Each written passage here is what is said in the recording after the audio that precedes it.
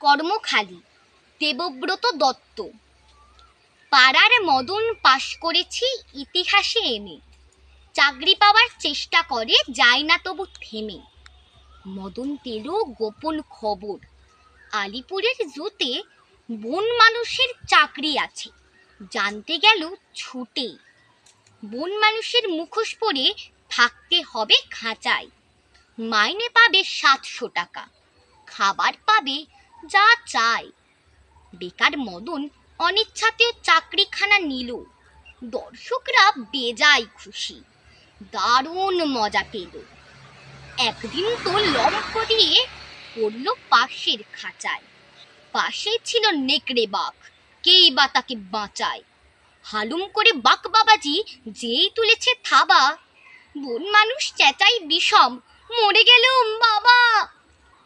বাঘটা তখন বলল কানে, উঠছো কেন ঘেমে? আমিও ভাই তোমার মতন ইতিহাসে এমএ।